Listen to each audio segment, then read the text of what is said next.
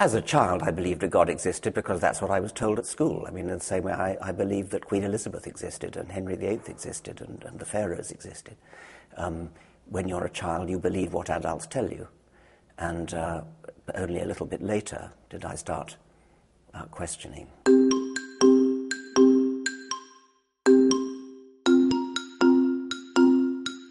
One of the first things that happened was when I was discussing with my mother the fact that there are lots of different religions, and I realized that they couldn't all be right, and so there was no reason at all why the Christian religion in which I happened to have been brought up was any more likely to be right than any other.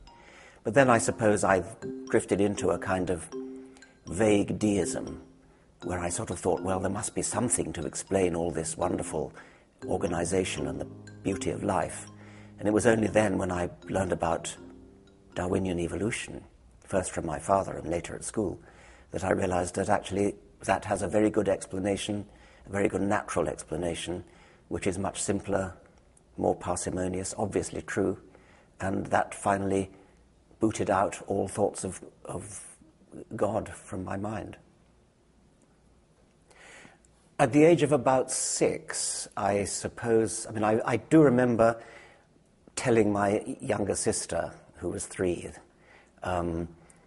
about the planets and telling her what they were all called and what order they were spaced out from the sun, that kind of thing. So I think I was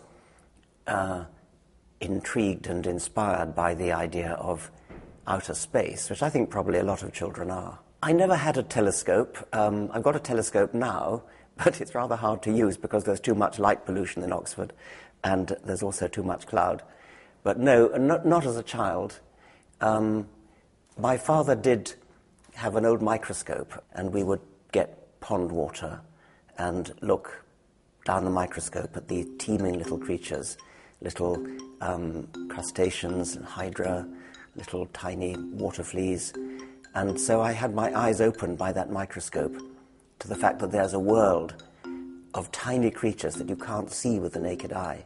But it's like looking at an African safari park, but in miniature, through the lens of a microscope. I became much more interested in biology after I got to Oxford. I became inspired not so much by the natural history as by the deep questions that it could answer. Why are we here? What's the nature of existence? What's it all about? What's the purpose of life? It was that really, really fired my enthusiasm. I didn't read The Origin of Species until long after I was a strong advocate of what it said. And so, in a way, it didn't hit me like a thunderbolt because I sort of was already there. What it did, though, was impress me with what an immensely learned man Darwin was and what an immensely sincere man he was. You have to admire the dogged stubbornness, the determination that he has to get the message across using examples, using illustrations, using metaphors, using the power of language to be worthy of this tremendous idea that he had had.